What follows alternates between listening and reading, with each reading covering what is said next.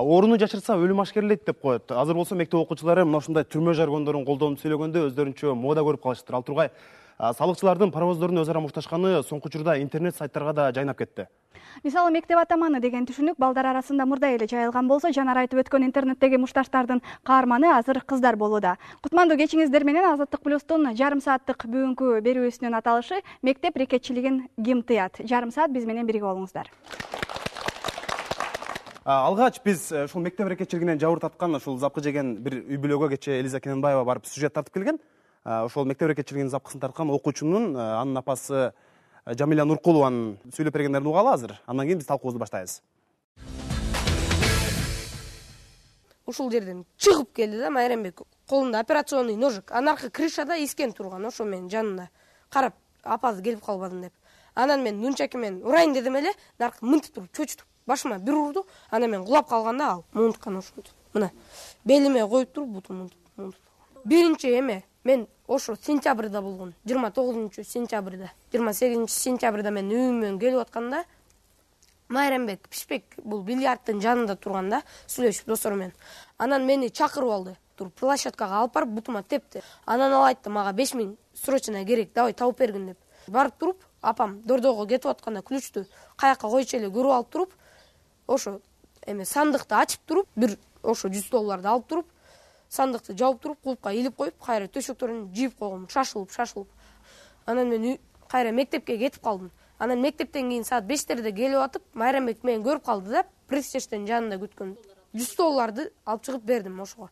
Ошо дарбада тыкылдатканда, ошо Майрамбек менен искен келишиптир деп ойлойм да, постоянно эле тыкылдатканда жүрөгүм түшөт ошо. Майрамбек келди деп ойлойм. Мен Абдразаков Арсендин баласы, энезимин. Мектептер зонадан айырмазы калбай калган. Мектепте мугалимдер жаап, жашырып айтышпайт. Мектепте кичинекей 3-класстан баштап эле налог салат экен. Эң эле салган эле 600 сом, 500 сомдон башталат экен. Анан 5000, 10000, 20000, 30000 чейин. Арыстанбаган жерим калбады мына. Жогорку кеңеш, Минздрав, Министерство образования, Генеральная прокуратура, городской прокуратура, аппарат омбудсмена, Атамбаевка канча кат менен кайрылдым, аппарат правительства, Отонбаевага кайрылдым, жогорку кеңешке, мына главное управление общественной безопасности.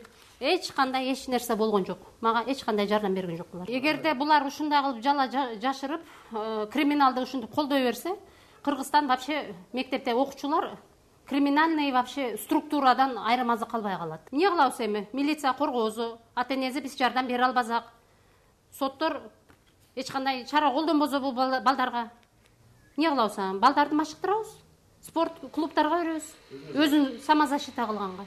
Башка кандай чарабыз бар? Балама ошо после таяк жегенден кийин, уголовный иш козголгондон кийин январда мен машыктыруу залына бердим, азыр машыгып. Мен 3 айдан бери ушул жерге келип атам да, Майрамбек тийишкенден бери 3 айдан бери ушул жакка келип атам, машыгып баштадым.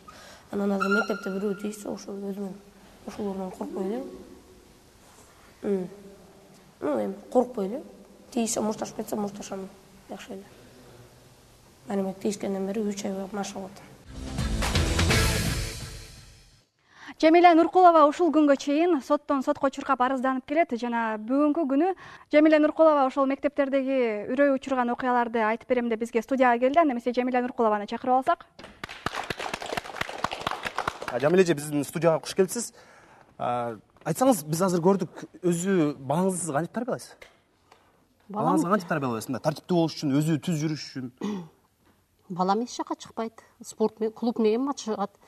Кечкече с утра до вечера мектепте программа менен эмне кылат. 44-чү мектепте балам жанандай случай болгондон кийин колдойт экен деп мен канча директорго кайрылдым, заучтарга кайрылдым. Колдобостон, наоборот, сонун экилерди коюп, баласы тарбия бере алган эмес. Баласын контроль менен не занималась деп туруп. Бул күндөлүгү. Бөлөк мектепке которгонго мен ошо мажбур кылды булар. Бул жакшы окуганбы балаңыз, Балам 1-класстан 5-класска чейин жалаң бешке окуган. 6-класста жанандай башында сентябрда рекетизм башталгандан кийин мектептен эле кармачы экен бул балдар. Тынчтык берген эмес, постоянно грузить этип, уруп сабап.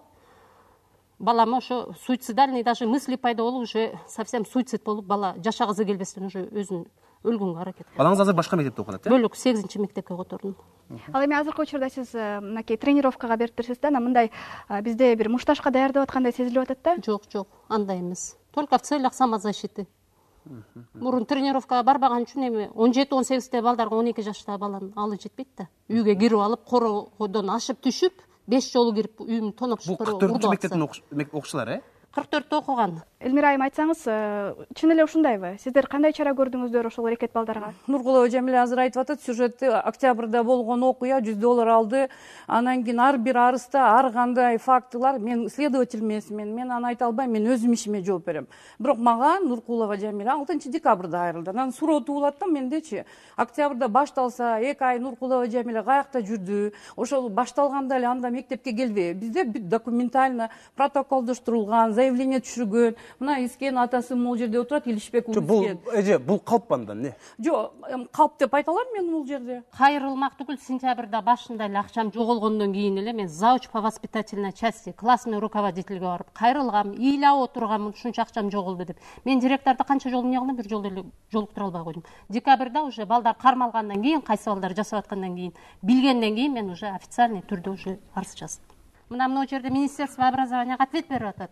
Бул иштейби? Уволена Мамырбаева, мына освобождена от занимаемой должности иштеп эле жатат. Ооба, азыр иштейби. Эмне үчүн анда калп нелер Ал берип өзүнүн атат. ишин баарын аткарып атат так. Аткарган үчүн ушундай чып болуп атат Мен да. эле боло бергенде мен туура эмес деп эсептейм. Анткени баланы тарбиялады, мен да энемин, менин 4 неберем бар. Баланы тарбиялады биринчи ата эне жооп бериш керек. Нуркулова Жамиля өзүнүн ролу эмне декен? Менин балам бирөөдү тонуп аткан жок. Менин балам тонуп аткан. Элмира Садыковна, айтсаңыз, көрсөткөн жоксуңар силер. Силер менин баламы мектептен алып кеткенге аракет кылдыңар. Элмира Садыковна, Арсен өзү кандай бала эле? Арсен өзү жакшы окуучу болчу, ударник болчу.